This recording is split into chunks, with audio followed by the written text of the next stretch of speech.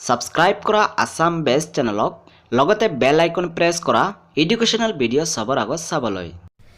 নমস্কাৰ বন্ধুসকল, মোৰ নাম সাইবুল হয় আৰু আপোনালোকে দেখি আছা আসাম বেষ্ট ইউটিউব চেনেল আপোনাৰ লেংগুৱেজ অসমীয়াতে। আজিৰ ভিডিঅ'তে শিকি লোৱা এক্সিছ অকে এপ্লিকেশ্যনৰ পৰা SMS সেন্ড কৰি কেনেদৰে মোবাইল নম্বৰ ৰিচাৰ্জ কৰিব পাৰিবা। হয়, নিশ্চয় বুজা নাই। এক্সাম্পল ধৰি লোৱা নিজৰ বেংকৰ পৰা ৰিচাৰ্জ কৰিবলৈ বিচাৰি আছা, তেতিয়াহ'লে সেই সময়ত কি লাগিব? ভীম UPI এড্ৰেছ লাগিব, নহ'লে এক্সিছ মোবাইল বেংকিং হ'ব লাগিব, নহ'লে এক্সিছ ইণ্টাৰনেট বেংকিং হ'ব লাগিব। যদি এইবোৰ একো ইউজ নকৰা, অকল নিজৰ ৰেজিষ্টাৰ মোবাইল নম্বৰৰ পৰা এটা SMS সেন্ড কৰিবা আৰু SMS সেন্ড কৰাৰ পিছতে যোনটো মোবাইল নম্বৰ ৰিচাৰ্জ কৰিবলৈ বিচৰা সেই মোবাইল নম্বৰটো ৰিচাৰ্জ কৰিব পাৰিবা। যদি জানিবলৈ হয় যে কেনেধৰণে অফলাইন মোডত বেংকৰ পৰা ৰিচাৰ্জ কৰিবা যিকোনো সিম কাৰ্ড যিকোনো সময় ঘৰতে বহি, তেতিয়াহ'লে আজিৰ ভিডিঅ'টো শেষলৈ চাই যোৱা।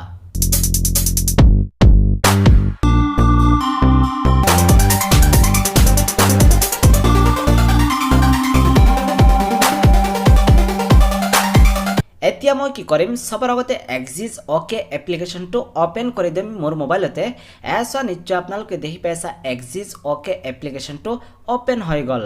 এক্সিছ অকে এপ্লিকেশ্যন অপেন হোৱাৰ পিছতে কি কৰিব লাগিব, ইয়াতে চোৱা ৰিচাৰ্জ এটা অপশ্যন আছে, ৰিচাৰ্জ অপশ্যনত ক্লিক কৰিব লাগিব। আৰু ৰিচাৰ্জ অপশ্যনত ক্লিক কৰাৰ পিছতে ইয়াতে আৰু বহুকেইটা অপশ্যন আছে। SMS পঠাইও ৰিচাৰ্জ কৰিব পাৰিবা আৰু মিছ কল কৰিও ৰিচাৰ্জ কৰিব পাৰিবা, DTH ৰিচাৰ্জ, মোবাইল ৰিচাৰ্জ আৰু ডেটা কাৰ্ড ৰিচাৰ্জ কৰিব পাৰিবা। তিনিটা সাৰ্ভিস ইয়াতে লব পাৰিবা। ইয়াতে মই আপোনালোকক দেখুৱাম মোবাইল ৰিচাৰ্জ কৰি, সেইকাৰণে মই কি কৰিম, ইয়াতে মোবাইল ৰিচাৰ্জ থ্ৰু SMS অপশ্যনত ক্লিক কৰি দিম। আৰু এতিয়া চোৱা ইয়াতে পেজ এখন খুলি আহিছে। এই পেজত আমি অকল ইনফৰমেশ্যন দিব লাগিব। সবৰ প্ৰথম ইয়াতে মোবাইল নম্বৰ বক্সত মোবাইল নম্বৰটো এণ্টাৰ কৰিব লাগিব, যোনটো মোবাইল নম্বৰ ৰিচাৰ্জ কৰিবলৈ বিচাৰি আছা। ইয়াতে মই আইডিয়া এখন সিম কাৰ্ড নম্বৰ এণ্টাৰ কৰি দি আছোঁ, যোনখন সিম কাৰ্ড মই ৰিচাৰ্জ কৰিবলৈ বিচাৰি আছোঁ।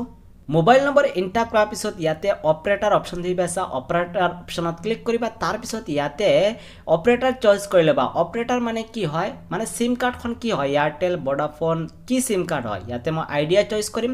তাৰপিছত ইয়াতে এমাউণ্ট বক্সত এমাউণ্টটো এণ্টাৰ কৰিম যে কিমান পইচা মই ৰিচাৰ্জ কৰিবলৈ বিচাৰি আছোঁ। ইয়াতে মই আপোনালোকক 10 টকা ৰিচাৰ্জ কৰি দেখুৱাম। ঠিক আছে, আপোনালোকে যিমান টকা ৰিচাৰ্জ কৰিবলৈ সিমান টকা ৰিচাৰ্জ কৰিব পাৰিবা। ইয়াতে মই এমাউণ্টটো ফিল কৰি দিছোঁ। তাৰপিছত ইয়াতে আপোনালোকে দেখি পাইছা last 6 digit of account number. এতিয়া নিজৰ এক্সিছ বেংকৰ লাষ্টৰ 6টা একাউণ্ট নম্বৰ এণ্টাৰ কৰি দিবা। মানে নিজৰ একাউণ্ট নম্বৰ যোনটো আছে, একাউণ্ট নম্বৰৰ লাষ্টৰ 6টা নম্বৰ কি হয় এই বক্সত এণ্টাৰ কৰিব লাগিব। তেতিয়াহ'লে মই এণ্টাৰ কৰি দি আছোঁ মোৰ এক্সিছ বেংকৰ লাষ্টৰ 6টা নম্বৰ। একাউণ্ট নম্বৰৰ লাষ্টৰ 6টা নম্বৰ এণ্টাৰ কৰাৰ পিছতে ইয়াতে এটা অপশ্যন থাকিব যে সেভ মাই প্ৰিফাৰেন্স। যদি ইয়াতে চেক মাৰ্ক কৰা, তেতিয়াহ'লে দ্বিতীয়বাৰ যদি ৰিচাৰ্জ কৰিবলৈ যোৱা ইয়াতে বেনিফিচিয়াৰী লিষ্টত সেভ হৈ যাব। মই ইয়াতে সেভ নকৰি আছোঁ। এতিয়া মই কি কৰিম, ইয়াতে সাবমিট অপশ্যনত ক্লিক কৰিম। আৰু সাবমিট অপশ্যনত ক্লিক কৰাৰ পিছত মই ক'বলৈ বিচাৰোঁ নিজৰ ৰেজিষ্টাৰ সিম কাৰ্ডখন এইটো মোবাইলত হ'ব লাগিব, যোনটো মোবাইলত এক্সিছ অকে এপ্লিকেশ্যনটো অপেন কৰিছা, আৰু ৰেজিষ্টাৰ সিম কাৰ্ডত মেইন বেলেঞ্চ হ'ব লাগিব। এতিয়া মই কি কৰিম, সাবমিট অপশ্যনত ক্লিক কৰি দিছোঁ। আৰু সাবমিট অপশ্যনত ক্লিক কৰাৰ পিছত অলপ সময় ৱেইট কৰিব লাগিব। আৰু ইয়াতে চোৱা সেন্ড হৈ গ'ল, SMS-টো সেন্ড হৈ গ'ল। আৰু সেন্ড হোৱাৰ পিছত মোৰ মেইন বেলেঞ্চৰ পৰা পইচা কাটি গৈছে সিম কাৰ্ডৰ। আৰু এতিয়া চোৱা ইয়াতে আপোনালোকে দেখি পাইছা ইয়াৰ request for mobile recharge is successfully, আৰু ওপৰত মেছেজটো আহি গ'ল এক্সিছ বেংকৰ পৰা। ইয়াৰ ট্ৰানজেকশ্যন ৰেফাৰেঞ্চ নম্বৰ এইটো হয় মোৰ ৰেফাৰেঞ্চ নম্বৰ। আৰু ইয়াতে মোক কৈ আছে হেভ এ নাইচ ডে।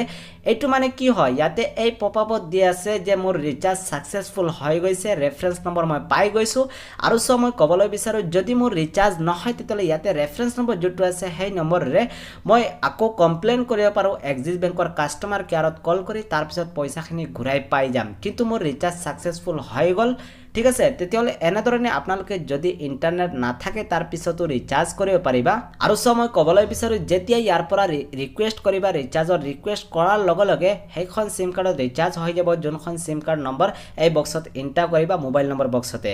তেতিয়াহ'লে আজি আপোনালোকে দেখি পাইছা যে শ্বৰ্টকাট এক্সিছ বেংকৰ এক্সিছ অকে এপ্লিকেশ্যনৰ মাধ্যমেৰে কেনেধৰণে ৰিচাৰ্জ কৰিবা, মোবাইল বেংকিং ইণ্টাৰনেট বেংকিং নোহোৱাকৈ SMS-ৰ মাধ্যমেৰে অফলাইন মোডতে কোনো ধৰণৰ ইণ্টাৰনেট পেকো নালাগে ৰিচাৰ্জ কৰিবলৈ। যদি ৰিচাৰ্জ কৰাত কিবা অসুবিধা হৈছে বা এক্সিছ অকে এপ্লিকেশ্যনৰ বিষয়ে কিবা জানিবলগীয়া আছে মোক কমেণ্টত জনাবা কি অসুবিধা হৈছে আৰু কি জানিবলগীয়া আছে মই নিশ্চয় কৈ দিম আৰু লাগিলে ভিডিঅ' বনাইও আপোনালোকক দিম আজিলৈকে ইমানেই আগলৈ মিলি থাকিম আৰু এটা নতুন ভিডিঅ' লৈ আসাম বেষ্ট ভিডিঅ' চাই থাকা শিকি থাকা লগতে লাইক এণ্ড শ্বেয়াৰ কৰা বাই বাই